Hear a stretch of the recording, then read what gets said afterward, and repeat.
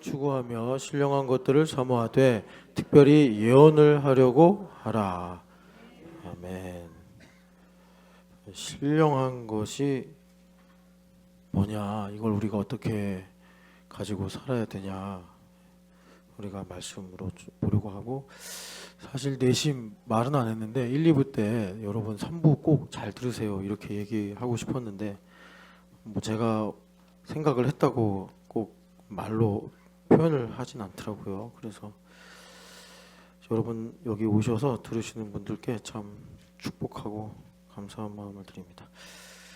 그냥 우리 교회 흘러가는 이야기니까, 이제 예원이가 중학교를 올라가면서 이제 주캠은 6학년까지거든요. 요거는 모르겠어요. 그냥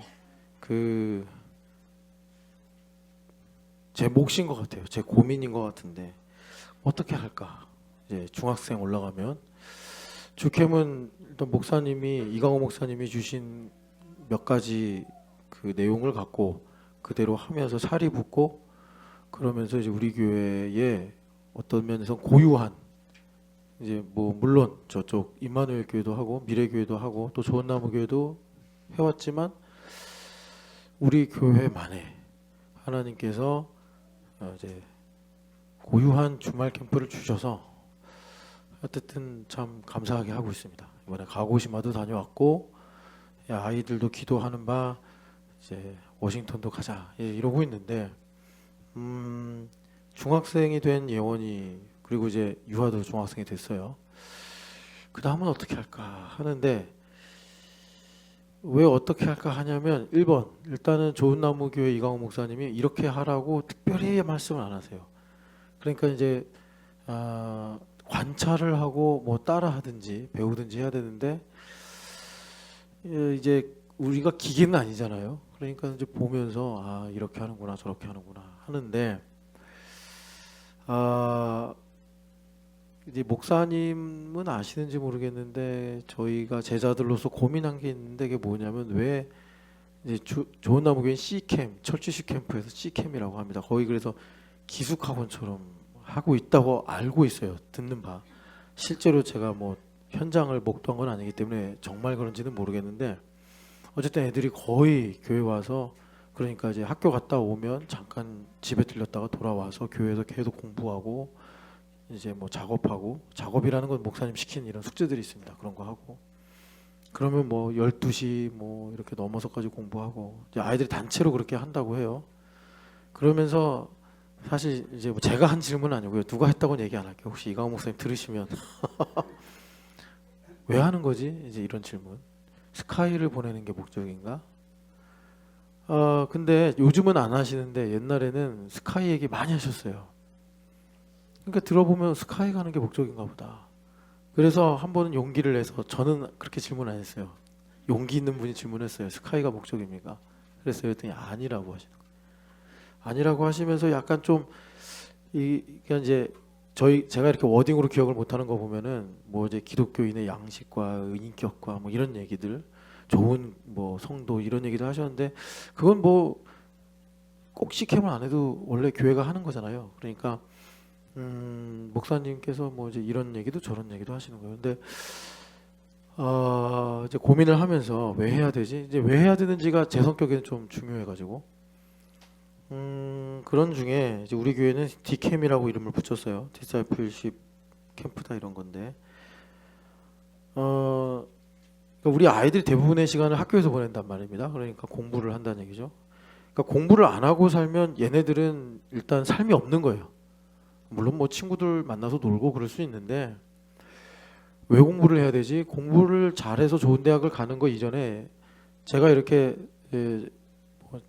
살면서 보니까 공부를 하는 태도와 습관을 훈련하면서 나중에 공부한 지식은 뭐 굳이 사용을 안 한다고 해도 그 태도, 배우려고 하고 정리하고 뭐 선생님 말씀하시는 걸 적고 하는 이런 태도, 자세는 어디 가나 적용되더라. 자기 몫을 하고 뭐 이런 것들, 이건 훈련시켜야겠다. 그래서 이제 예원이 같은 경우는 계속 스케줄러 써라. 그리고 계속 약속을 하죠. 예원이는 계속 약속을 어기죠. 저는 계속 약속을 하죠. 하자. 할 수 있다. 하자. 그러면 뭐 계속 이제 안 할 때마다 이유를 댑니다. 이래서 못했고 저래서 못했고 그 모든 이유를 제가 다 가지치기 하듯이 쳐내길 때도 있고 예원이를 직접 쳐버릴 때도 있고 하면서 이렇게 이제 제가 훈련을 시켜요. 요즘 애들 공부하는 방식이 바뀌어서 그런 건지 모르겠는데 저 때는 어쨌든 선생님이 거의 뭐 국영수는 두세 바닥 필기를 하셨거든요. 오셔가지고 그러면 이제 선생님이 한 바닥 하면 주번 나와. 그럼 주번이 지우고 그럼 두 번째 바닥. 그러면 일단은 거기서 뭐 시험 문제도 나오고 배울 것들이 있으니까 열심히 적어요. 필기를. 예. 근데 요즘엔 선생님들이 그렇게 판서를 안 하신대요. PPT로 쏴주고 프린트아웃 나눠주고. 모르겠어요. 그게 효율이 더 좋아서 그런 건지 모르겠는데 그러면 더 쉬울 것 같아요. 왠지 애들 가르치는데 여기 우리 선생님들 많이 계셔가지고 함부로 말하기는 어려운데 여하튼간에 그러면서 일단 저는요 옛날에 저 때 유행하던 게 이게 백이 아니라 롤백이었어요. 저 중고등학교 다닐 때 그 가방이 유행한 게 그 롤백에 일단은 뭐 하루에 한 8, 7과목 하잖아요. 그러면 사물함이 없었으니까 거기에 교과서 다 넣고 공책 다 넣고 그리고 좀 무식해서 영어 사전 하나 넣고 에센스 같은 거 민중 사전 하나 넣고 이거 뭐 가방이 어마어마하게 무거웠어요. 그리고 뭐 기타 뭐 여러 가지 내가 보는 자습서, 문제집, 뭐 필통 다 넣고 그러니까 가방이 엄청 무거웠는데 일단 예원이 이 세대 애들은 가방이 필요 없어요. 학교에 다 이제 넣고 다니고 뭐 예원이를 제가 뭐라고 하는 게 아니라 요즘 아이들 그런 것 같은데 공책이 없어요. 그러니까 이제 이런 뭐 비닐 파일에다가 선생님 나눠준 학습지 같은 거 넣고 다니는 거예요. 제 생각에는 이제 너무 학원을 다니는 게 기본값이 되니까 좀 그런 상황이 된 게 아닌가 이런 생각이 듭니다. 그래서 여하튼간에 이제 예원이한테 교과서 가지고 다녀라. 너무 좀 고리타분할지 모르지만 그리고 뭐 공책 만들어서 선생님이 말씀하시는 거 책이나 노트에다가 교과서에다가 필기를 해라 이러면서 하나하나 가르치는데 여기서 이제 중요한 건 뭐냐면 우리 아이들이 그러니까 자신의 진로를 찾거나 아니면 목표가 생겨서 정말 그 예원이 안에는 상당한 에너지가 있는데 그게 뭐냐면 뭐 유하도 얘기했지만 죽캠의 공기를 6년 동안 먹고 자랐다는 거예요. 그러니까 얘는 5학년 때 이미 천왕봉을 정복했고 대청봉도 정복했고 그러니까 어떤 에너지 그러니까 순종하는 에너지 인내하는 에너지 그러면서 그런 경험들이 쌓여서 되게 생산적인 그런 힘이 있는데 다만 이제 어떤 습관이나 뭐라 그럴까 생활 방식이 훈련이 안 돼서 제가 이렇게 보니까 이 공부를 하라고 아무리 얘기를 해도 좀 당황스럽겠구나. 대청봉에 올라가 그러는데 아니 어떻게 알아요? 올라가 본 적이 없는데 등산 장비도 사용해 본 적이 없는 애가 대청봉 어떻게 올라갑니까? 약간 그런 윽박 지르는 상황이구나 해서 이제 뭐 말하자면 등산은 어떻게 신는지 스태그는 어떻게 잡는지 야간에는 어떻게 올라가는지 뭐 간식은 뭘 챙겨야 되는지 하나하나 이제 공부라는 차원에서 가르쳐 주고 있는 거예요. 중요한 건 뭐냐면 여러분 이거 하나님 말씀 보면서 되게 나한테 중요한 건데 하나님께서 선악과를 만드시고 먹지를 말라 하셔놓고 먹을 수 있는 자유를 주셨어요. 이거 여러분 되게 중요한 맥락입니다. 먹지를 말라고 그랬으면 거기에다 천사를 놓고 감시를 하시든지 하나님은 전능하시니까 말하면 뭐 벽돌이든지 뭐 쇠창살이든지 울타리를 하나 두시든지 아니면 정말 그 우리 사람이 하는 것처럼 경고판이라도 하나 붙여놓듯이든지 가까이 오지 마시오 뭐 이런 식으로 아니 그런데 하나님은 언제든지 들락날락 거릴 수 있고 언제든지 보면 볼 수 있고 손을 뻗으면 닿을 수 있는 그런 곳에 선악과 나무를 놓고서 먹지만 말라고 얘기하신 거예요. 이게 되게 중요해요.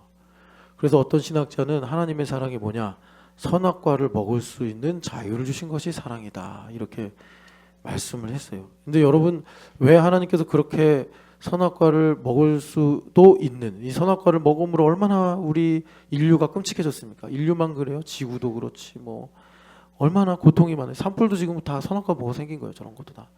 그러니까 여러분 주님께서 다 아시는데 우리보다 더 잘 아시는데 왜 그거를 그러면 먹지 못하게 뭐 주위에 뭐 가시라도 좀 이렇게 나게 했으면 하와가 그때는 옷도 안 입을 테니까 접근을 못 하잖아요. 아무리 뱀이 일로 와봐 일로 와봐 그래도 너 나와라 그러면서 안 갈 텐데 하나님께서 그런 거 없었단 말이에요. 그러니까 왜 그러셨을까? 왜 그러긴요. 그게 답이 이사야서 43장 말씀입니다. 찬양을 받으시기 위해서. 그럼 우리가 이제 물어보는 거죠. 찬양이 뭐지? 찬양이 뭐지? 그냥 우리가 이렇게 음악을 갖고 노래하는 게 찬양인가? 노래라는 요소, 음악이라는 요소에 분명히 경배, 어떤 존귀, 감동 이런 건 분명히 있지만 본질이 뭔지를 우리가 이제 알아야 되더라라는 겁니다. 그래서 제가 지금 무슨 말씀드리는 거냐면 이렇게 디캠에 우리가 함께 나눌 수 있는 고민과 기도 제목을 말씀드리면서 신앙이라는 게 뭐냐 이걸 여러분들께 질문하는 거예요. 죄를 짓지 않게 하는 게 신앙입니까? 아니면은 하나님의 뜻을 이루는 게 신앙입니까? 이거는 주의 깊게 듣지 않으면 말장난 하십니까? 이럴 수 있는데 상당히 중요한 차이예요. 예.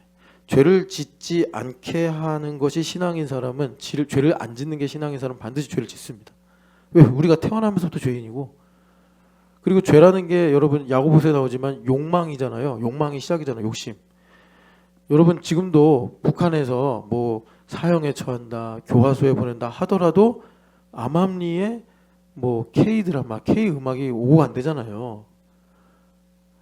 우리가 죄를 안 짓는 게 신앙이면 죄를 짓고 맙니다. 결국에는. 그래서 제가 여러분들에게 죄를 안 짓는 게 목표가 아니라 이기는 게 목표다. 이렇게 말씀을 드리는 거예요. 죄를 이기는 게 목표다. 그러니까 죄를 이긴다는 건 다른 말로 말하면 우리가 하나님의 뜻을 이루기 위해 사는 게 신앙생활이다. 교회 왜 다니죠? 하나님의 뜻을 이루려고. 그래서 하나님께 영광 돌리고 하나님께 찬양하는 존재가 되려고 우리가 신앙생활을 하는 거다.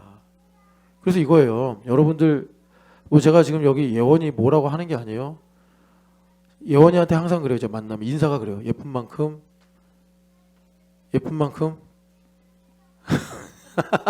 저랑 했으면 이제 저랑 똑같은 톤으로 얘기를 하는데 지금은 이제 저 본인도 민망하죠. 예쁜 만큼 공부 잘하자. 제가 이 얘기를 하거든요. 예쁜 만큼 공부를 잘하자. 예원이가 여러분 예쁘잖아요. 아빠 봐요. 아빠 광주에서 날렸대요. 옛날에 김상호 어머니가 그러는데 발렌타인데이 때가 남자가 받는 건가요? 막 한 트럭으로 왔대요. 초콜릿이. 예, 광주 일고 나왔는데 뭐 광주 여고생들이 그냥 한영이 오빠 보고 싶어가지고 교문에서 기다렸나 봐요. 근데 지금 보면 그럴 것 같기도 하지 않습니까? 예, 잘생겼잖아요. 저 뭐 강 집사님, 신 집사님은 뭐 그런 거 관여 안 하고 전 열심히 운동만 했고 신 집사님 뭐 하고 살았는지 모르겠지만 하여튼 우리는 뭔가 열심히 하고 살았어요. 예, 근데 우리 이만희 집사님은 그렇게 한 트럭으로 초콜릿을 받으면서 예원이 예쁘죠. 예쁘니까 아니 활용하고 싶죠. 예쁨을 어떻게 해요? 예, 손톱 이렇게 막 기르고 그리고 이제 화장을 고치고 뭐 이러면서 근데 스스로 알아서 절제할 건 절제하고 할 만큼 해야지 제가 이거를 갖다 버려 하고 막 불살라 버리고 숨어서 합니다. 숨어서 인간의 욕망이라는 게 그래요. 그러니까 이제 예원이와 나와 어느 정도까지 해야 되느냐 이 공감대를 갖는 것도 교육이고 그리고 그것을 스스로 통제하고 절제하는 것도 교육이고 더 중요한 건 얘가 만약에 그렇게 하고 싶은데 제가 마치 그 철권 통치처럼 해가지고 전혀 못하게 그러면 고등학교 때까지는 착하게 잘 클 수 있어요. 뭐 귀 막고 눈 막고 이러니까. 근데 중요한 건 뭐냐면 예원이가 꿈이 없어요. 이거는 제가 어떻게 더 논리적으로 설명을 못 하겠는데 그거는 자라면서 되게 큰 통증이 돼요. 뭘 하고 싶고 내가 어떤 사람인지 표현할 수 있고 내가 좋아하는 노래는 뭐고 내가 좋아하는 음악이나 뭐라 그럴까 그림은 어떤 것이며 이런 게 없어. 그냥 일하고 생존을 위해 사는 인간. 그거는 여러분 하나님께서 우리에게 자유의지를 주시고 찬양을 받으시려고 하는 그거하고 너무 멀어요. 그렇기 때문에 참 하나님께서 우리 그렇게 키우셨잖아요. 우리 그렇게 거룩하게 하시잖아요. 하나님 전혀 못하게 예? 손발 꽁꽁 묶어놓고 야 선악과 근처도 가지 마 이렇게 안 하셨잖아요. 여러분. 그러니까 우리가 신앙생활하는 목표는 하나님의 뜻을 이루는 거지 이 땅에서 잘 살고 뭐 위험에서 벗어나고 리스크 관리하는 게 아니다 말씀을 한번 드리고, 그리고 지금 이제 스피리추얼에 관한 내용을 말씀드리려고 하는데 그 중에 여기 바울 사도가 예언을 하려고 하라. 이거 선지자가 되라는 얘기입니다. 선지자. 예언. 근데 이 말씀을 오늘 여기 칼럼에 보시면, 칼럼이 아니라 책 속에, 이번에는 챕터 이름이 형이상학인데 이거를 할까 말까 고민을 했어요. 근데 왜 소개를 했냐면 좀 부끄럽지만 형이상학 다음 챕터를 제가 못 읽었어요. 너무 바빠서. 그래서 지난주에 읽은 형이상학 챕터에서 그냥 인용해서 설명을 제가 달았습니다. 왜 제가 이걸 이렇게 이제 소개를 할까 말까 했냐면 어렵기도 하고 좀 이제 그 사전 배경 지식이 좀 필요한 챕터라서. 그래서 파란색은 제가 인용한 것에 대한 설명을 붙인 건데 여기 이제 괄호가 제가 설명을 붙인 거예요. 그래서 세 번째 보면 한 가지 중요한 일을 했는데, 우주를 새롭게 보는 관점이요. 이게 양자역학으로 비롯된 어떤 이 고전 물리학에 대한 반향입니다. 그런 것들이 기독교 사상을 지배해 온, 쭉 기독교 안에 있었던 거죠. 안티 메타피직스, 반형 이상학을 무너뜨렸다라고 얘기해요. 그러면 이게 여러분 무슨 말인지 모르잖아요. 뭐 형이상학이 뭔지, 기독교 사상이 뭔지. 그래서 제가 이제 설명을 붙였는데 이건 또 파란색으로 안 돼가지고 제가 일부러 좀 말씀드리면, 칸트라고 이 독일의 유명한 철학자죠. 철학의 역사를 배우면 한 기둥 같은 사람인데 이분이 그러니까 순수이성 비판 이런 걸 썼어요. 맞나? 근데 그분이 하도 오래돼서 좀 기억이 안 나는데, 그런데 이분이 그런 이 합리주의를 세우면서 어떤 작업을 했냐면, 야, 합리적으로 이야기할 수 있는 것만 다루자. 그래서 완전히 신앙과 결별을 시켜버렸어요.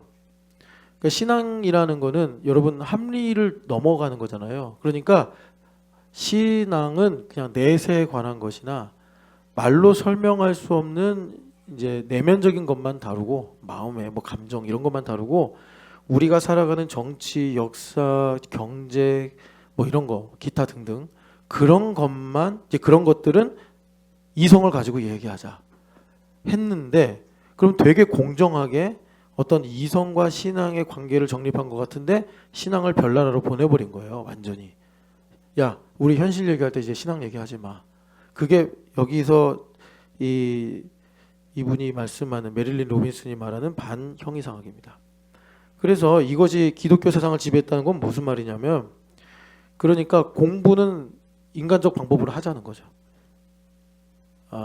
신앙을 갖고 공부한다. 그러면 둘 중에 하나인 거예요. 아침에 말씀드린 것처럼 하나님께서 내 성적 책임져 주실 테니까 룰루랄라야 뭐 이러든지, 아니면은 야, 신앙을 갖고 공부를 한다 그러면 위험해. 그런 게 어딨어. 공부는 뭐 이제 애들이 하는 거, 뭐 학원에서 가르치는 거, 뭐 세상에서 하는 그런 방식으로 공부하고, 신앙은 말이야 그냥 너가 조용히 뭐 평안을 느끼고 싶을 때나 아니면 뭐 너가 두려움을 해결하고 싶을 때 그럴 때만 사용하는 거야. 이제 이렇게 되니까 얘네들이 신나게 교회 다니다가 대학 가면 우리 찬현이 같은 애들 교회에서 주말 캠프하고 이렇게 뭐, 얘가 고3 때까지 교회 빠지겠어요? 엄마 아빠가 눈 부릅뜨고 있는데 안 빠지지. 그래 대학 가면요 이제 뭐 여행을 다녀오겠습니다. 뭐 바쁩니다. MT를 가겠습니다. 취업 준비하느라 바쁩니다. 그러면서 이제 멀리 갔더니 이제 다 40쯤 돼가지고 교회 안 다니다가 이제 막 술 쪄들고 이제 몸 너무 안 좋아지고, 내가 주캠 때 천왕봉도 가고 대청봉도 갔는데 이제는 막 배가 이렇게 나오고, 나는 이제 주님 천부여 의지없어서 이렇게 하고 오는 거죠. 뭐 인생에 별거 있습니까? 부모님 기도가 있는데 뭐. 그러니까 그렇게 신앙과 현실을 분리시키는 게 기독교 사상을 지배해온 반형이상학이다 이런 거예요.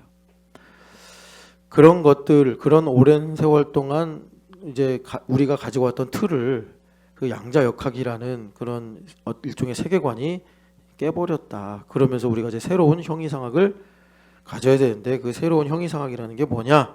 바로 이제 여기 챕터 읽어보시면 골로새서 1장을 인용하시는데, 그리스도는 만물의 근본이시요 모든 만물은 그리스도로 말미암아 지어졌고 그리스도를 위해 존재하니, 우리가 이 모든 현상 이면에 있는 그리스도를 보자. 오늘 2부 때 설교 결론으로 말하면 우리가 신령해진다는 건 뭐냐? 그리스도의 마음을 갖는 것이다. 그리스도의 마음을 가지면 모든 게 다 그리스도로 보인다. 그러면 여러분 내 주위에 다 좋은 사람만 있으면 그리스도로 보는 게 쉽죠. 쉬운 함수 1차 방정식 정도. 그런데 내 삶에 너무나 힘들고 어려운 문제가 있어요. 그래서 도저히 내가 아무리 힘을 다해 생각하고 섬겨도 그리스도로 볼 수가 없는 그런 문제나 사람이 있다고 쳐요. 그럼 그 사람은 그 함수가 좀 어려운 거예요. 그러니까 그거는 반대로 무슨 말이냐? 하나님께서 가까이 와 이거예요. 가까이 와. 그럼 하나님을 끊임없이 가까이 해. 그러면 거기서조차도 과연 그리스도가 계시더라라는 것입니다. 그리스도가 계신 거예요. 그래서 하나님께서 나를 통해서 이제 일을 하시는 놀라운 그런 차원이 열리게 되는 것입니다.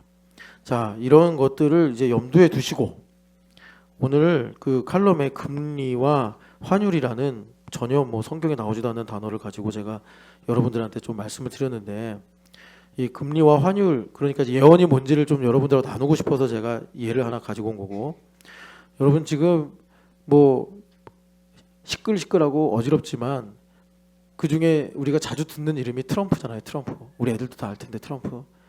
그러니까 여러분 우리가 지금 이제 예언자, 선지자가 돼야 된다. 영적인 것을 추구해야 되니까 선지자가 돼야 된다. 디자이어 해라. 주님 말씀하시는데 트럼프를 좀 알아야 돼요. 뭐 트럼프 만날 일도 없고 나랑 관련도 없지만 계속 헤드라인 나오니까 그건 알아야 될 거 아니에요. 왜 저러나. 그러니까 이제 다음 달부터 얼마 안 남았죠. 이제 상호 관세를 부과하겠다 그래요. 트럼프가 어떤 사람인지를 알아야 돼. 두 가지를 가지고 말씀드리겠습니다. 상호 관세라는 게 뭐냐면 미국에 수출을 하는 두 나라 A, B가 있다고 합시다. 그런데 그 A라는 나라와 B라는 나라에 적절하게 관세를 매기겠다는 거예요. 그 A라는 나라에는 만약에 20%를 매기면 B라는 나라는 뭐 한 22% 매기는 거예요. 그럼 이런 상황이 되면은 이 두 나라 사이에 어떤 상황이 생기냐면 우리가 그러니까 이제 미국도 야속하지만 그 미국 그러니까 A 입장에서는 B보다 관세를 적게 먹는 게 이기는 거예요. 그럼 어떻게 되겠습니까? 트럼프랑 그러니까 미국 정부랑 1대1로 만나면서 어쨌든 B보다 더 낮게 가격을 책정하고 그러면 결국 이 게임엔 누가 승자죠? 시간이 가면 갈수록 트럼프나 미국이 승자인 거예요. 아주 고약한 말하자면 룰입니다. 이게 아주 고약한 룰이에요. 기간도 없어요. 정해진 원칙도 없어요. 그냥 그 재무장관이 와서 하는 말이 이거예요. 미국의 이 뭐라 그럴까 미국을 빨아먹는 악한 15개 나라가 있습니다. 그게 무슨 말이겠어요? 미국에 무역을 하면서 흑자를 보는 15개 나라. 우리나라요? 현대자동차 수출하는 거 90%가 다 미국으로 가요. 그렇죠? 쎄하죠? 우린가? 그러면 이제 우리나라랑 경쟁하는 다른 나라들 하고 그러면 이제 이 상호관세 때문에 경쟁이 붙죠. 결국은 두 나라 다 죽이고 미국만 남는 거예요. 그러니까 트럼프가 원래 사업가잖아요. 아주 철저한 사업적인 이런 이제 성향을 가지고 있는 사람입니다. 이런 사람이에요. 그러니까 여러분 제가 드리는 말씀이 물론 하나님께서 고레스도 사용하시고 느부갓네살 왕도 사용하시고 다리오도 사용하셨으니 뭐 심지어 알렉산더도 사용하시고 그러니까 트럼프도 사용하시겠죠. 근데 트럼프를 희망이라고 말하면 안 된다. 그렇게 얘기하고 말하는 거는 우리의 욕심이다. 우리의 좁은 식견이다. 지혜롭게 뱀처럼 지혜롭게 분별해야 된다. 그리고 트럼프가 어떤 사람이냐면 이것도 사업가적인 면모인데 어젠가 그저께인가 아니야 며칠 전인 것 같아요. 사상 초유의 또 행정명령을 했어요. 그게 뭔지 아세요? 교육부 해체. 미국 교육부를 해체한다고 서명을 하고 자기가 임명한 교육부 장관에게 그 행정명령 서류를 주면서 당신은 마지막 교육부 장관입니다. 만약에 우리나라에서 그런 일 나면 난리 날 거예요. 사업가이기 때문에 가는 거예요. 사업가이기 때문에. 그래서 그날 이후로 미국 교육부에 1000명이 넘는 공무원 3분의 1에 해당된대요. 다 해고당했어요. 미국 교육이 참 그 퀄리티가 떨어졌다는 거 우리도 알잖아요. 그러니까 마치 기업의 오너가 그 구조조정을 해서 계속 기업의 이윤을 남기지 않고 기업을 약하게만 만드는 그런 어떤 사업이라든지 부서를 다 정리하듯이 이제 그런 관점으로 들어가니까 뭐 머스크도 나오고 또 이런 교육부 해체라는 엄청난 이제 일을 벌리는 거예요. 이런 사람이 트럼프예요. 이런 사람이 트럼프. 그래서 트럼프를 너무 애정하지 마세요. 여러분, 트럼프 우리 좀 도와줘. 그런 생각하시면 안 돼요. 그러니까 제가 이런 얘기를 왜 드리냐면 뭐 반미하자라더니 뭐 우리나라 이제 어렵게 된다 이런 얘기가 아니라 깨어 기도해야 된다. 기도해야 된다. 기도할 때 잘해야 된다. 여러분들한테 좀 이런 내용들을 말씀드리면서 그러면 왜 금리하고 환율을 예언과 관련해서 말씀을 드리느냐. 자, 그러니까 이거는요, 여러분 뭐 제가 여러분들보다 더 많이 알아서가 아니고 성경을 설명하려고 하는 건데 성경만 가지고 얘기하면 안 들으시니까 우리가 아까 전에 이 칸트에서부터 시작이 된 반형이상학이라는 사상적 틀에 갇혀서 성경을 성경에서만 보려고 그러고 만물 가운데서는 하나님 그리스도 말씀 이걸 안 보려고 그래요. 이거는 어쩔 수 없어요. 이거는 여러분들을 탓할 수도 없어요. 왜냐하면 이건 우리가 공기를 마시면서 마치 우리 안에 이 초미세먼지가 쌓이듯이 어쩔 수 없이 우리 안에 이 세상의 풍조가 들어온 거예요. 그러니까 우리가 분별해서 대적할 건 대적하고 물리칠 건 물리치면서 하나님의 뜻이 무엇인지를 구해야 되는데 이게 뭐냐? 여러분 일본이 계속 이제 그 길게 인플레이션을 가져가면서 어떻게 했죠? 코로나까지 오면서 계속 엔화를 만들었잖아요. 엔화를 찍어냈단 말이에요. 그래가지고 어떻게 했냐면 물가를 싹 낮췄죠. 그런데 이렇게 되니까 10년 전이나 지금이나 그 임금이 안 올라가. 그래서 지금 20대 일본 애들이 우리나라로 호주로 다른 나라로 막 빠져나가는 거예요. 그러니까 일본이 골치가 아픈 거 이렇게 나가다 진짜 우리 가라앉겠다 해가지고 무슨 얘기가 나오냐면 일본의 이제 금리를 높이자. 금리가 올라간다는 건 뭐냐면 엔화가 강해진다는 거죠. 엔화가 강해져요. 자, 이 엔화가 강해지는 게 이제 환율이 올라간다는 얘기입니다. 그렇게 되면 무슨 일이 생기냐면 이제 미국하고 일본하고 격차가 줄어들죠. 격차가 줄어들어요. 그러면 지금 이제 미국 얘기하는 거예요. 이 엔화 강세 때문에 왜 일본이 금리를 지금도 못 올리느냐. 우리는 그래서 일본 여행 가기가 참 쉬운데 지금 일본의 금리가 기준금리가 0.5%예요. 0.5%. 우리나라가 2.75인가 그렇고 미국이 4. 몇인가 그럴 거예요 아마. 그러니까 달러가 엄청 강해요 지금. 그러니까 미국 경기가 좋아 보인단 말이에요. 그런데 엔화를 높이면 이제 달러랑 격차가 줄어들죠. 엔화 약세를 유지한 게 10년이 넘었대요. 그러니까 여러분 이렇게 되면 어떡하죠? 사람들이 달러를 모으죠. 근데 엔화가 올라가 갑자기. 지금 그때를 기다리고 있는지도 몰라요 사람들이. 엔화가 강세가 되기 시작하면 어떻게 되겠어요? 이제 엔화를 살려고 그러겠죠. 그 말은 무슨 말이냐면 일본 내에 있는 돈이 이제 일본으로 넘어온다는 얘기입니다. 엔화가 매력적이니까. 그러면 그럴 때 엔화를 살려고 하는 사람만 있겠어요? 엔화를 안 팔려고 하는 사람들이 생긴단 말이에요. 그러니까 이게 이제 병목 현상이 생기는 거예요. 그렇게 돼가지고 이게 그러니까 말하자면 경기에 엄청난 충격을 온다는 것입니다. 그러니까 여러분 이런 거예요. 미국은 지금도 계속 금리를 낮춰야 된다고 계속 얘기하는데 자주 여러분들이 이제 신문이나 인터넷에서 보는 그 연준 의장 있잖아요. 저 이름은 기억이 안 나는데 그 사람이 되게 고민하면서 못 내리고 있단 말이에요. 물가는 계속 올라가니까 내려야 되는데 못 내리고 있는 이유가 뭐냐면 내렸다가는 엔화 지금 계속해서 일본의 재무장관이 엔화를 이제 높일 거다 때를 봐서 높일 거다 그런단 말이에요. 왜냐하면 일본이 지금 그 늪에서 헤어나오지 못하니까. 근데 이걸 높여버리면 이 격차가 줄어들면서 엔화 강세로 확 접어들어가 버리면 모르겠어요. 전 그 다음부터 어떻게 고삐가 풀리는 건지 아니면은 대혼란이 금융시장에 오는 건지는 모르겠는데 지금 이런 긴장 상태에 있기 때문에 미국도 내리지 못하고 일본도 올리려고 하는데 뭐 말하자면 이거예요. 단기 금리는 올리고 장기 금리는 붙잡아둔다. 뭐 이런 식으로 해가지고 지금 이런 내용들이 오고 가고 있단 말이에요. 자, 여기서 한 가지 우리가 알아야 될 게 여기 칼럼에도 나왔지만 트럼프 푸시다 그래요. 이 트럼프 푸는 누가 하는 말이냐면 트럼프가 하는 말이에요. 이거 왜 그러냐면 지금 여러분 아시겠지만 주가가 확 떨어졌잖아요. 미국이 뭐 테슬라도 그렇고 확 떨어지잖아요. 테슬라 주에 줄 섰던 그 빅테크 CEO들 다 손해 봤잖아요. 트럼프가 관세 이런 거 하면서 긴장이 올라가가지고 주가가 확 떨어졌단 말이에요. 그런데 미국이 그동안 학습한 게 뭐냐면 인위적인 경기 부양책을 써가지고 다시 끌어올렸단 말이에요. 그러니까 지금도 많은 사람들이 자 이제 바닥 찍었으니까 빨리 사 주식 사. 그러면 옛날에 바이든 때 했던 것처럼 그 전에 오바마 때 했던 것처럼 그 전에 미국 정부가 했던 것처럼 이제 트럼프 푸시 PUT 트럼프 푸시 이제 있게 돼가지고 반등한다. 지금이 살 때다. 떨어질 때 사라 그런단 말이에요. 그런데 재무장관은 안 해요. 트럼프 풋 이번에 안 할 거야. 왜 그러냐면 트럼프는 정치인이 아니에요. 사업가예요. 그러니까 트럼프가 추구하는 게 뭐냐면 인위적으로 계속 이렇게 부양책을 쓰면 미국의 근본적인 경쟁력이 경제의 이 체력이 약해진다. 운동시켜야 된다. 나쁜 거 안 먹이고 그리고 운동시켜야 된다. 그래서 트럼프 풋 안 할 거다. 그러니까 안 하면 어떻게 되겠어요? 이걸 이제 신문에서 과도기라고 표현하더라고요. 그러니까 미국이 이 기본 체력 갖고 버티면서 스스로 면역력을 키우고 스스로 생산성을 높여서 어느 선 위로 올라와야 되는 거예요. 그런데 여기에 만약에 얘가 그 정도 체력은 있을 줄 알았는데 체력이 없으면 어떻게 되죠? 죽어버리는 거예요.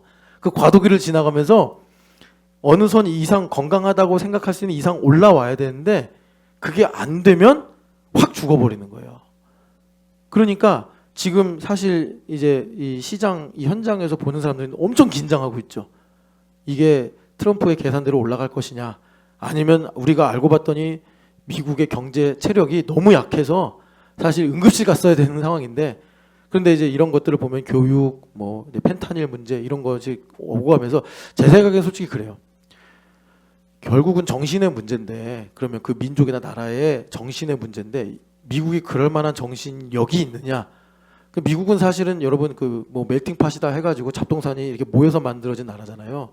그럼에도 불구하고 이 나라가 통일성이나 가치를 가지고 있었던 것은 기독교의 힘인데 그동안 기독교를 엄청 무시하고 그리고 기독교인들도 정신 못 차렸단 말이에요. 우리나라랑 똑같아요. 우리나라도 사실 조선이 멸망하면서 우리나라 기운이 나은 건데 복음이 들어와가지고 그 남아있는 몇몇 불씨가 확 일어나서 여기까지 온 건데 기독교인들이 기도 안 하고 낙심하고 뭐 이렇게 저렇게 하다 보니까 지금 우리나라도 여러분 뭐 여러 가지 지표들이 경고를 말해주고 있지 않습니까? 미국도 마찬가지. 그래서 저는 제 생각엔 그래요. 그냥 뭐 제가 전문가는 아니지만 미국의 대대적인 부흥이 오지 않으면 뭐 이런저런 제도를 만들고 조치를 하고 뭐 해도 다시 일어나기는 힘들지 않을까. 그런데 중국을 희망적으로 보는 이유는 중국은요 이 잠재적인 힘이 엄청 강하죠. 여러분들이 혹시 궁금하면 콜럼버스가 탔던 배하고 명나라 때인가요? 정화가 원정을 나간 배가 있어요. 실물로 비교한 사진을 한번 보시면 이거는 게임이 안 됩니다. 거의 콜럼버스가 탔던 그 배에 비하면 정화가 탔던 배는 항공모함이에요. 중국이 그런 정신과 문화의 잠재력을 갖고 있는 나라예요. 그러니까 미국이 아무리 포위를 해도 딥식 이런 게 나오는 겁니다. 무서운 민족이죠. 그러니까 이제 뭐 미국이 어떻게 될지는 뭐 우리가 기도하면서 봐야겠지만 그런 제도적인 내용으로 이렇게 극복이 될 수 있는 차원은 아닐 것 같다라고 생각이 들어요. 그런데 여기서 이제 어떤 내용이 있냐면 미국이 지금은 뭐 유럽이나 우리나라나 일본에 비해서 경제적으로 상황이 좋아요. 그러니까 이제 강달러세가 유지가 되는 건데 문제는 뭐냐면 미국이 지금 이제 관세를 계속 높이려고 하잖아요. 관세를 높이면은 이제 미국은 어떻게 보면 이제 당장 수입은 많아지겠지만 미국과 무역하는 다른 나라 상황이 힘들어져요. 힘들어지는 상황인데 그래서 이제 미국은 일단 이득을 보잖아요. 1부 때인가 2부 때 말씀드렸지만 손정희 씨가 미국의 AI 단지를 조성하는데 15조 달러를 투자하겠다고 했어요. 그죠? 네. 그러니까 지금 벌써 이렇게 많이 이득을 보고 있단 말이에요. 현대차도 가가지고 투자할게 이러고 왔고. 그런데 여기에다가 이제 관세를 높이면 이제 어떻게 되냐면 미국이 계속해서 다른 나라보다 금리를 높이 유지할 수밖에 없어요. 그 금리를 계속 높이면 여러분 어떻게 되죠? 이자가 높으면 소비가 위축되죠. 그럼 경기가 둔화되죠. 우리나라도 그래서 힘든 거잖아요. 거기에다가 지금 계속해서 이렇게 이제 관세를 높이고 이러면서 달러 강세를 유지해요. 그럼 어떻게 되죠? 미국이 수출이 악화되죠. 미국 물건 사기 힘들잖아요. 그것도 경기가 둔화되는 거예요. 그런데 여기서 그러면 이제 미국이 할 수 있는 그 내용이 뭐냐면 할 수 있는 조치가 뭐냐면 연준에서 금리를 내리는 거예요. 지금 4.5인데 팍팍팍 내리면 되는데 아까 전에 말씀드렸죠. 왜 못 내린다고요? 지금 일본이 더 이상 우리 이대로 버틸 수가 없어. 지금 거의 끝까지 왔단 말이에요. 그래서 이제 엔화 강세를 이제 가져갈 거라고 한단 말이에요. 그러면 이게 겹쳐버리면 미국, 일본발 금융 위기가 초래되는 것입니다. 이게 지금 두려워서 그러니까 트럼프가 하는 것이 과연 그가 주장하는 대로 될까? 그래서 트럼프도 자신이 없어서 여러분 트럼프가 가끔 나와서 막 이런 말 저런 말 할 때 뭐라 그래요? 막 캐나다랑 싸우고 멕시코랑 싸우면서 뭐라 그래요? 항상 그 영어 저도 잘은 모르는데 이렇게 자막으로 보면은 항상 룸이 있다 이런 얘기를 해요. 그리고 자기는 유연하다 이런 얘기를 해요. 그 왜 그러냐면 자신이 그만큼 확실하게 없는 거예요. 그러니까는 이게 보면서 늦추기도 하고 또 바꾸기도 하면서 이런 상황을 조율하겠다 이러는 거예요. 자, 제가 여러분들에게 이 두 가지 금리와 환율과의 관계를 가지고 상황을 말씀드렸어요. 여러분 물질의 청지기가 되려면 일단 이 정도는 저도 뭐 여러분 신학을 전공했는데 뭘 알겠어요. 저기 신집사님이 더 잘 알고 또 일반적으로 회사 다니면서 이런 거 분석하고 가까이 접하시는 분들이 많이 알겠죠.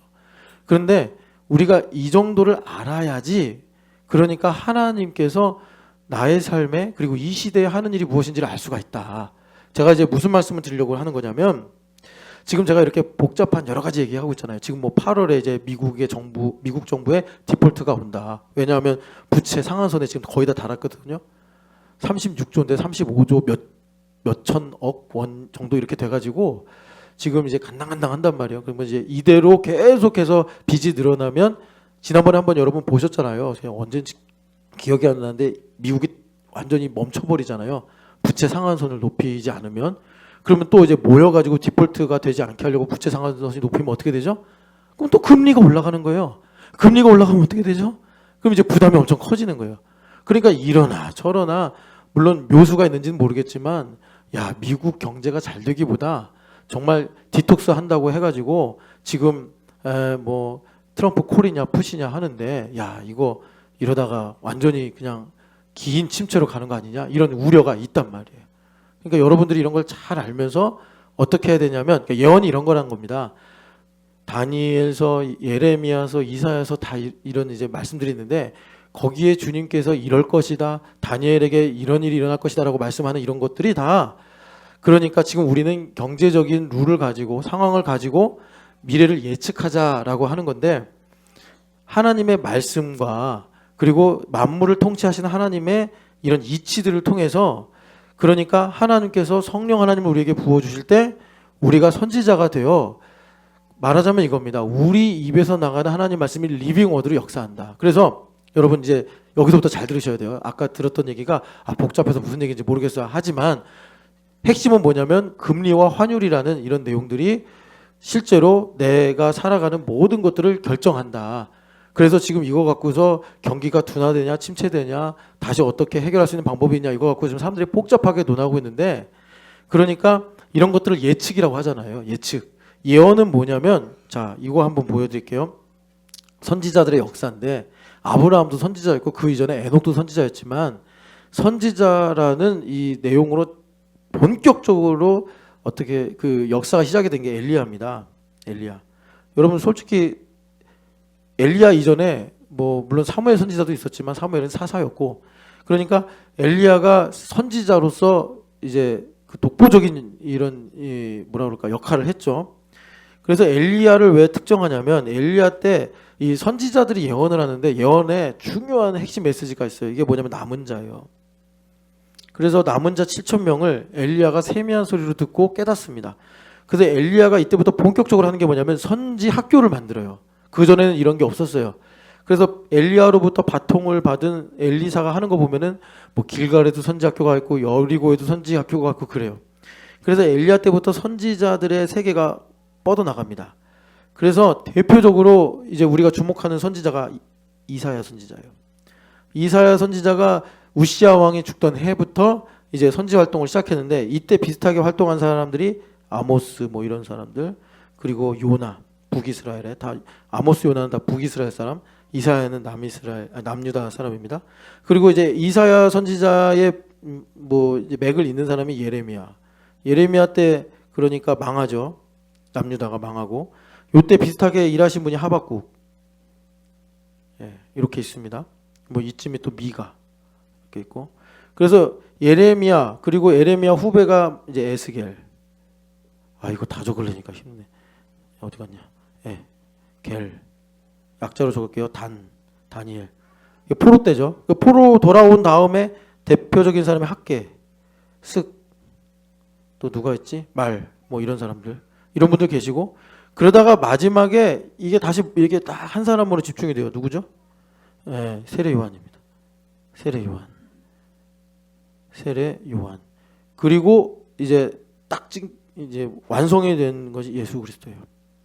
그러니까 이분들을 선지자라고 하는 이유가 뭐냐면, 이분들이 뭐 어떤 나라는 망하고 어떤 나라는 흥왕하고 이런 이제 예언들을 하는데, 여러분들이 아까 전에 환율과 금리라는 이런 내용을 보면서 왜 트럼프 풋이 있냐 없냐, 이게 수면 위로 올라와서 누구 말이 맞냐 이러고, 왜 연준이 계속 금리를 낮춰야 되는데 못 낮추고 눈치 보고 있느냐, 왜 일본의 재무장관이 와가지고 금리를 높일 건데 또 금리를 안 높일 수도 있어, 뭐 이런 왔다가리 갔다리 하는 말을 하느냐. 그게 이제 환율과 금리가 각 나라 간에 이렇게 밀접하게 연결되면서 자칫하면 금융시장은 혼란을 초래하면 이제 뭐 경기가 둔화되고, 이거 그러면 이제 뭐 완전히 엉망진창 돼버린단 말이에요. 그러니까 그런 걸 보듯이, 그러니까 엘리야부터 시작이 된 이 선지자들의 모든 활동이, 그러니까 이분들이 나라에 대해서 말하기도 하고 민족에 대해서도 말하기도 하고 어떤 역사적인 사건에 대해서도 말하기도 하는데, 그런 모든 것들이 실제로 이제 우리가 알아야 되는 게, 이 모든 것이 다 그리스도를 향하고 있습니다. 다 그리스도를 향하고 있는 거예요. 이 남은 자의 끝판왕이 예수 그리스도예요. 예수 그리스도 한 분으로 딱 지배하게 된다는 것입니다. 그래서 이 남은 자의 복음이 성경에서 오면서 예수 그리스도 그리고 교회가 되는 겁니다. 교회. 그래서 우리가 예전에 남은 자의 복음이다, 거룩의 초격사 이렇게 말씀을 드렸는데, 자, 이거예요. 예언이라는 게 그럼 뭐냐? 자, 어디를 보시냐면 먼저 민수기 11장을 한번 보세요. 민수기 11장을 보시면, 여러분 선지자의 시작점을 본격적으로 모세라고 할 수 있잖아요. 그럼 이 분이 뭐라고 한 말이 있겠죠, 선지자에 대해서. 민수기 11장을 한번 펴보시겠습니다. 민수기 11장 보면은 70인 장로들이 하나님의 영이 임해서 막 예언을 해요. 그럴 때 여호수아가 와가지고 뭐라고 하니까 29절에 이 모세 선생님이 이런 말을 합니다. 자기 속에 있던 기도 제목인데 같이 읽어보겠습니다. 모세가 그에게 이르되 내가 나를 두고 시기하느냐, 여호와께서 그의 영을 그의 모든 백성에게 주사 다 선지자 되게 하시기를 원하노라. 아멘. 그러니까 개인의 바람을 얘기한 게 아니라 하나님의 뜻을, 이분이 여호수아가 모세를 위한답시고 질투하는 그 작은 그 이슈를 가지고 중요한 진리를 말씀하시는 거예요. 그러면 이런 모세의 그 마음의 기도, 믿음이 어떻게 이루어졌느냐? 요엘서를 보겠습니다. 요엘서 2장. 모든 사람, 여기가 유대인들이겠죠, 할례를 받은. 자, 요엘서 2장을 보시면 여러분들 우리가 잘 알죠. 그런데 이 말씀을 요엘서보다는 우리가 사도행전에서 베드로 사도가 설교할 때 인용한 말씀으로 많이 보는데, 28절 읽어보겠습니다. 그 후에 내가 내 영을 만민에게 부어주리니 너희 자녀들이 장래일을 말할 것이며 너희 늙은이는 꿈을 꾸며 너희 젊은이는 이상을 볼 것이며. 그러니까 보통 보면요, 선지자는요 유대인 남자 중에 경건한 사람이 선지자가 되는데, 주님께서 그날 후에는 어떤 일을 하시느냐, 만민에게, 여기 만민은 모든 열방의 사람이라기보다 하나님에 속한, 뭐 이 당시로 말하면 유대인들, 남녀노소 다 여기 포함되는 겁니다. 그 만민에게 하나님께서 성령 하나님을 부어주셔서, 그래서 성령 강림하셨을 때 베드로가 이 말씀 인용한 거예요. 그래서 꿈을 꾸며 이상을 보며 선지자가 되게 하시겠다는 겁니다. 선지자가 되게 하시겠다. 그런데 여기서 파격적인 것이 뭐냐면, 종과, 그러니까 남종과 여종에게도 부어줄 것이며, 신분의 격차를 넘어서 하나님께서 선지자가 되게 하시는데, 30절 여러분들도 많이 보셨겠지만 같이 읽어보겠습니다. 내가 이적을 하늘과 땅에 베풀리니 곧 피와 불과 연기 기둥이라. 아멘. 이 말씀은 뭐지? 약간 좀 피, 불, 연기 기둥 하니까 뭐가 타고 막 죽고 이런 거 같은 느낌이잖아요. 이게 무슨 상황이냐면, 여러분 그냥 이해하기 쉽게 한 단어로 말씀드릴게요. 우주적 전쟁이 일어난다, 이런 겁니다. 그러니까 우주적 전쟁인 건 스타워즈가 아니라 영적인 전쟁을 두고 하시는 말씀이에요. 그러니까 이 우주적 전쟁은 뭐냐면, 하나님께서 흩어진 하나님의 자녀들을 모으기 위해서 그 뭐 우주 아니면은 이 지구 전체에 교회를 통해서 하나님께서 선교 역사를 진행하심과 동시에 내 마음에 견고한 진을 허무시면서 하나님께서 그러니까 오늘 1, 2부 때 말씀드린 대로 말하면 더 이상 쪼개질 수 없는 그 내 마음의 원자 같은 그 작은 알갱이 같은 거, 예, 그런 거를 주님께서 끄집어내셔가지고 그것을 주님께서 은혜로다라고 바꿔버리시는 그런 작업들을 하신다. 그걸 이제 성경에서 우주적 전쟁이다 그래요. 그래서 하나님의 흩어진 자녀들을 모으시고 하나님의 나라가 이 흑암 속에 이제 확장이 되는 건데 그것을 이제 징조로 말한 내용이 피와 불과 연기 기둥이다 이렇게 말씀하시는 거예요. 그러니까 이런 겁니다. 정리를 하면 하나님께서 예수님 오시기 전에 이렇게 이제 선지자들을 두셨잖아요. 이 선지자들을 두셔서 나라의 일로 민족의 일로 여러 가지 상황으로 예수님께서 오시고 예수님께서 어떤 일을 하실 것이며 예수님 오시면 무슨 일이 벌어질지를 이제 선지자들이 예수님에 관해서 얘기한 거예요. 좀 더 이제 풍성하게 말하면 예수님과 그의 나라에 대해서 이사야 그 이전에 엘리야부터 시작해가지고 이 당시 그러니까 이스라엘 말기죠.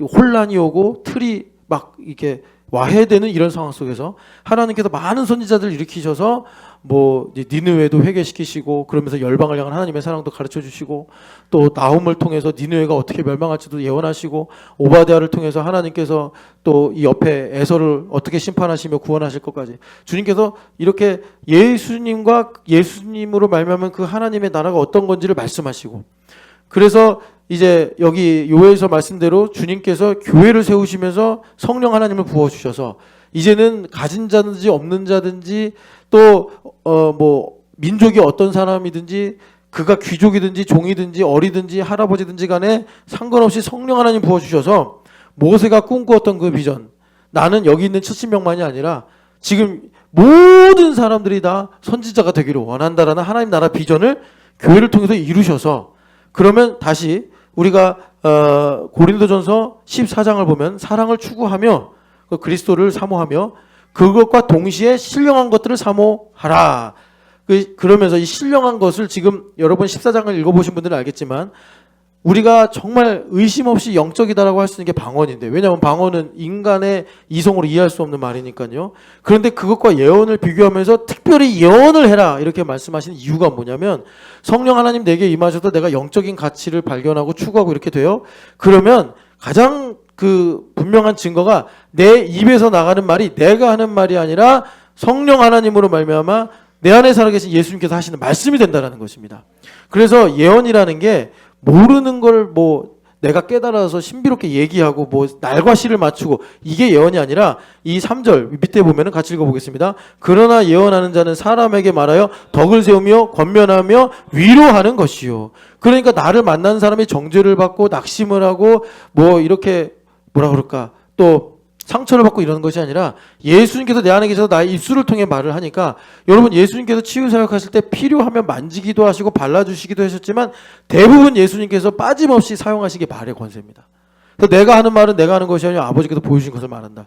성령 하나님 내게 부어지시면 내가 선지자가 돼서 내가 그냥 직접적으로 사역일 갖고 전도하듯이 예수님에 관해 설명을 하든 아니면 내가 인사를 하고 그 사람에 대해서 일상적인 질문을 하고 가족들에게 내가 뭐 이런저런 이야기들을 할 때 그 모든 것들이 기름 부음이 있어서 예수님께서 병자를 고치시고 귀신을 쫓아내시고 하나님 나라를 이루시던 그 권세 있는 말이 되더라라는 것입니다. 그래서 예언을 하기를 특별히 사모하라. 이 예언하기를 사모하라는 말씀은 다시 말씀드리면 우리가 이 기독교 사상을 지배해온 반형이상학 에 의해서 이것만 예언이야 이런 게 있었다고요. 이것만 예언이야.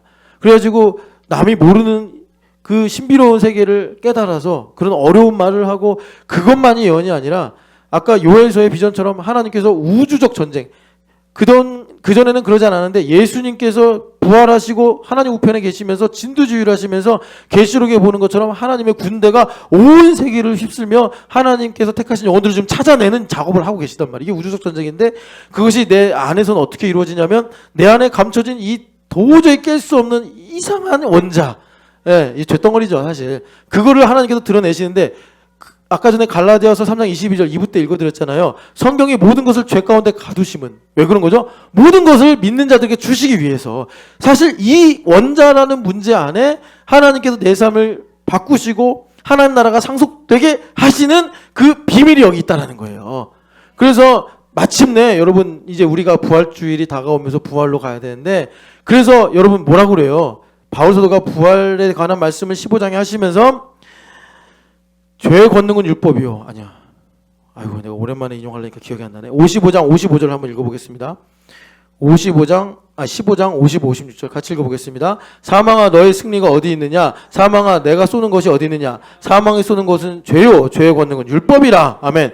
죽음이 우리를 두렵게 해가지고 우리를 낙심시키는 무기가 죄인데, 이 죄가 왜 우리한테 이제 효력이 있냐면 율법 때문이다. 무슨 말이에요? 원수마귀가 이 깨질 수 없는 원자를 가지고 나를 공격하는데, 사실은 이걸 성경에서 죄 아래 가두면서 이걸 통해서 하나님께서 우리에게 하나님의 뜻을 이루시는 그 모략이 이 안에 있다라는 것입니다. 근데 그걸 발견하게 하는 것이 부활의 능력이래요. 왜? 부활은 뭡니까? 죽음을 전제로 하잖아요. 내가 그 깰 수 없는 슬픔, 내가 더 이상 깰 수 없는 고집, 내가 더 이상 깰 수 없는 그 완악함이 있다고 합시다. 근데 부활만 이걸 깰 수 있는 거예요. 깨는 정도가 아니라 이거를 완전히 금으로 바꿔버린 거예요. 주님께서 정과 같은 믿음으로. 그래서 바울 사도가 나는 죄인 중에 괴수다 그러시는데, 거기서 내가 무엇이건 내가 나오는 거예요. 여러분 이해가 되시죠? 죄인 중에 괴수인데, 괴수인 내가 뭔데 여기서 예배를 할까? 이렇게 이제 바뀌는 거예요. 부활의 능력으로. 내가 죄인 중에 괴수인데 날 왜 하루를 더 살게 하실까? 내가 죄인 중에 괴수인데 왜 4월 12일 대청소를 부르실까? 나는 죄인 중에 괴수인데 왜 주님께서 나를 이렇게 남들보다 또 기회를 주시고 은혜를 주실까? 여기서 주님께서 이제 나로 말미암아 부활의 능력으로 변화시키셔서 하나님의 뜻이 이루어지는 삶을 살게 하시더라. 그래서 이게 바뀔 때 말하자면 내가 신령한 가치를 가지게 되는데, 스피리추얼하게 되는데, 그것이 뭐냐? 아까 바울 사도가 고린도전서 14장에 말씀하신 이제 그 예언이라는 것을 특정하셔서 우리가 신령한 것들을 desire the spiritual 하는 삶을 살게 하시다, 이것입니다. 그래서 바울 사도가 예언을 하려고 하라. 그래서 여러분 이겁니다. 아까 전에 환율과 금리 이걸 가지고 지금 그래서 미국이 이런 상황이구나. 미국이 지금 이 엔화 때문에 골치가 아프구나. 그동안 일본이 미국의 국채를 많이 사줘서 미국이 좀 그 덕을 봤는데, 그 바람에 지금 이제 미국이 일본에 매여가지고 미국의 푸들이라고 하는 이 일본이 자칫하면 미국의 암초가 될 수도 있는 거구나. 이런 상황을 우리가 본단 말이에요. 그러니까 말하자면 이겁니다. 지금 빅테크 기업들의 주가가 팍 떨어졌어요. 사야 돼요, 말아야 돼요? 모르죠, 나도. 그런데 이거예요. 하박국 선지자가 하신 말씀인데 하나님께 받은 거죠. 하나님께서 응답하시기를, 너희가 지금 이렇게 의심하고 낙심하고 혼란스럽다, 되니 안 되니 이런 얘기를 하는데, 그것은 네 마음이 교만해서고 네 속이 정직하지 않아서 지금 헷갈린다고 하는 거다. 네 마음이 정직해봐라. 그러면 1부 때 말씀드린 대로 기도하지 못하는 게 아니라 기도하기 싫은 거 아니냐, 주님께서 말씀하시는 거예요. 자, 하박국서 2장 4절 잠깐 보고 한 번 더 우리가 이제 말씀 정리하고 기도하겠습니다. 2장 4절 같이 읽어보겠습니다. 보라, 그의 마음은 교만하여 그 속에서 정직하지 못하나 의인은 그의 믿음으로 말미암아 살리라. 아멘. 자, 그러니까 무슨 말이냐면, 내가 욕심이 생기면 트럼프 푸시냐 트럼프 콜이냐 이걸 갖고서 지금 사람들이 되게 조심스러워 한단 말이에요. 신중해 한단 말이에요.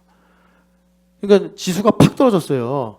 그러면 옛날 그동안 수십 년 동안 이제 사람들이 학습해 온 게 뭐냐면, 자, 조금 있으면 미국이 이제 풋을 할 테니까 지금 살 타이밍이야. 그럼 이제 살려고 한단 말이에요. 그런데 지금 재무장관이 하는 말이 풋 없어 이런다고. 풋 없어. 그리고 트럼프는 약간 쫄리니까 여지는 있어. 이런 얘기로 이제 혼란을 계속 이제 주는 거예요.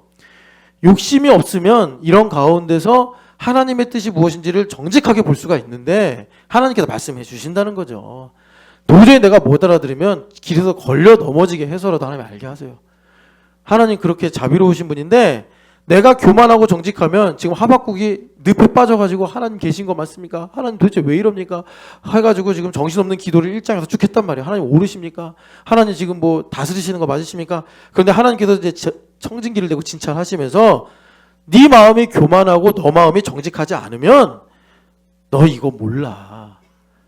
그래서 하박국 선지자가 이제 세계관이 바뀌면서 눈이 열리면서 3장에 찬양을 하게 되는 것입니다.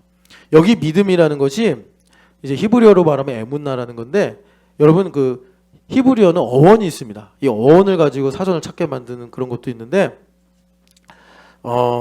예레미야서 23장 봅시다. 예레미야 선지자가 한 위대한 하나의 역사가 있어요. 그게 뭐냐면 이분이 하드 캐리했어. 엔 캐리 하다고 하는 것처럼 하드 캐리 하나 하신 게 있는데 대단한 선지자예요. 여러분 선지자 중에 유일하게 기적이 없는 분 중에 하나가 예레미야 선지자예요. 근데 예레미야 선지자가 그런 선지자 같지 않은 선지자의 삶을 사셨는데, 예레미야서 23장 28절 같이 한번 읽어보겠습니다.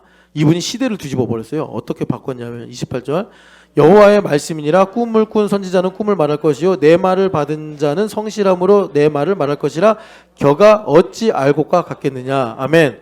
그러니까 꿈과 환상을 가지고 예언하던 시대에서 지금 여기 그 예레미야 선지자가 시대를 완전히 뒤집어 버리는데, 그게 뭐냐면 성실함으로 예언하는, 이 성실함이라는 게 아까 전에 하박국서 2장 4절에 믿음이에요. 믿음. 여기서 이제 우리가 말하는 페이스라는 믿음이라는 단어가 나왔는데, 이 성실함이라는 게 뭐냐면 비가 오나 눈이 오나 맑으나 구주나 어두우나 밝으나 내 감정, 내 상황, 내 이해, 내 눈에 보이는 거와 상관없이 오직 말씀만이 영원하고 변함이 없으냐는 사실을 믿으면서 내가 그것에 맞게 사는 거예요. 그게 성실함이에요. 그러면 어떤 효과가 있냐면, 말씀은 여러분 멈춰 있는 게 아니잖아요. 액자에 걸려 있는 그런 글자가 아니잖아요. 내 안에 새겨지는 말씀이잖아요. 그러니까 내 안에 쪼갤 수 없는 원자를 드러내요. 왜? 말씀이 내 안에 이루어지는 것이 만물 가운데 하나님께서 통치하신 일로 나타나니까. 우주전쟁이라니까요. 피와 불과 연기 기둥이라 그 일이 반드시 일어난단 말이에요. 그래서 내 안에서 하나님께서 그 원자를 끄집어내가지고 내가 소시적부터 가지고 있었던 두려움인지 의심인지 슬픔인지는 모르겠는데, 우리 인간이 그런 거 있다는 건 다 고전을 읽어보면 거기서조차도 다 얘기하는 거예요. 스트링랜드가 왜 그 섬에 가가지고 그림 그리면서 죽었겠어요. 그 원자에 주목한 거예요. 그러니까 그 많은 사람들이 달과 육펜스를 보면서 이게 모든 예술가들의 성소다라고 하는 이유가 뭐예요? 그걸 찾아야 된다는 거예요. 그걸 찾아가지고 거기에서 불살라야지 걸작이 나오고 명품이 나오고 메스터피스가 나온다, 이제 이런 얘기들을 하니까 거기에 공감이 돼서 음악가든 미술가든 뭐 하는 사람이든 달과 육펜스를 보면서 야, 스트랜드가 신이네 뭐 이런 식의 영감을 얻는 것입니다. 그런데 하나님께서 이제 우리가 성실함으로 살아가는 선지자가 될 때 이것을 꺼내셔서 이것을 찔러 쪼개신단 말이에요. 이것을 관통하신단 말이에요. 관통해. 그러면서 이것이 뭐가 된다고요? 금이 된다고, 생명이 되고 하나님의 능력이 된단 말이에요. 그러니까 달과 식스펜스, 달과 육펜스의 소설은 반은 맞아. 왜? 하나님께서 그걸 끌어내셔서, 예원이 안에 있는 그 원자를 끌어내셔서, 얘가 왜 화장을 할까? 끌어내셔서 하나님께서 그거를 가지고 기름 부으시고 거룩하게 하셔서 예원이가 세상을 아름답게 할 수 있는 사람이 될지도 어떻게 알아요? 상처받은 사람, 고통 당한 사람, 슬픈 사람들이 예원이만 만나면 행복하다, 아름다운 세상, 참 아름다워라 막 이렇게 찬양하는 그런 영향력 있는 삶을 살지 어떻게 알겠어요? 그래서 예레미야가 어떻게 시대를 바꿔버렸냐면, 이전에는 꿈과 환상으로 예언을 했는데 이제는 하나님의 말씀이 내 안에 들어와서 나를 찔러 쪼개어 성실함으로 하나님의 예언을 하게 하더라라는 것입니다. 그래서 교회가 이렇게 사는 거예요. 교회가, 우리 교회가 하나님의 약속의 말씀을 이루어진 사실로 믿고 살아갈 때 그 말씀이 나를, 여러분 내 겉모양만 바뀐다고 무슨 만족이 있겠습니까? 이 속에서부터 뒤집어 버리시는 거예요. 이 속에서부터. 너가 두려워하는 게 이거 아니냐. 그러니까 박윤희 집사님한테 주님께서 너가 어디 있느냐, 한경지 그 취향하우스에서 너가 어디 있느냐 그랬더니 놀래가지고 제가 못 먹을 걸 먹었나이다 하고 지금 회개하고 계신다고 제가 알고 있는데, 그래서 주님께서 성실함으로 내 말을 말할 것이라 겨가 어찌 알곡과 같겠느냐, 이것은 겨와 알곡을 갈라내겠다라는 말씀이기도 하시겠지만 나를 반드시 알곡으로 지켜주시겠다라는 것입니다. 제가 좀 정확하게 기억이 안 나는데 아모스서였는지 그 앞 성경인지 기억이 안 나는데, 하나님께서 내 알곡을 내가 반드시 한 알도 흘리지 않고 지킨다라는 예언을 하세요. 하나님께서. 그러니까 우린 걱정할 필요가 없다고. 그러면 하나님은 어떻게 하시느냐, 나를 연단하셔서 하나님의 말씀으로 성실하게 살아가게 하시면서 성실을 주시면서 장성한 자의 연단받은 지각을 주사 우리가 에코로케이션으로 살게 하신다고. 성령 하나님께서 나에게 말씀하시는 음성을 들음으로 아브라함처럼 내가 어디로 가야 할지, 나를 위하여 나를 향하여 말씀하신 그 영구한 도시가 어디 있는지 길을 잃지 않고 갈 수 있도록 주님께서 나에게 내내 말씀하신다라는 것입니다. 여러분, 그 믿음의 삶을 사는 신령한 믿음의 백성들 되시기를 축복합니다. 그래서 말씀이 내 안에 들어와서 나의 교만, 나의 그러니까 거짓을 깨버리는 거예요. 자, 마지막 마태복음 16장입니다. 마태복음 16장. 마태복음 16장 보면 자, 1절부터 4절 같이 읽어보겠습니다. 바리새인과 사두개인들이 와서 예수를 시험하여 하늘로부터 오는 표적 보이기를 청하니 예수께서 대답하여 이르시되 내가 저녁에 아침이 붉으면 날이 좋겠다 하고 아침에 하늘이 붉고 흐리면 오늘은 날이 굳겠다 하나니 너희가 날씨를 분별할 줄 알면서 시대의 표적은 분별할 줄 없느냐? 악하고 음란한 세대가 표적을 구하나 요나의 표적밖에는 보여줄 표적이 없느니라 하시고 그들을 떠나가시니라. 아멘. 마음이 정직하지 못하고 거짓으로 가득 찬 사람은 하늘을 봐도 날씨를 지 맘대로 해석한다. 비가 올 게 뻔한데 내일은 맑을 거야. 내일은 맑을 게 뻔한데 비가 올 거야. 이러고 있다니까요. 우리가 세상 사는 이치가 그래요. 지금 금리와 환율의 이런 내용들을 보면은 야, 이거 지금 이런 부분 저런 부분을 놓고 기도하고 내가 이런 판단을 이렇게 내려야겠구나 라고 생각할 텐데 내가 거짓에 휩싸여 있고 욕심에 가득 차 있으면 그런 뻔한 징조를 보지 못한다. 더 나아가서 하나님께서 나에게 지금도 세미한 음성으로 주님께서 들릴 듯 말 듯 말씀하시는 게 아니라 가까이 오게 하셔서 듣게 하시는데 명확하게 워딩도 하나 틀림없이 말씀하시는데도 불구하고 내가 왜 분별을 못하느냐? 그거는 내가 음란하고 악하다 이렇게 말씀하시는데 거짓과 완악함으로 내 마음이 굳어졌기에 주님께서 말씀 못 듣는 거다라고 말씀하시는 거예요.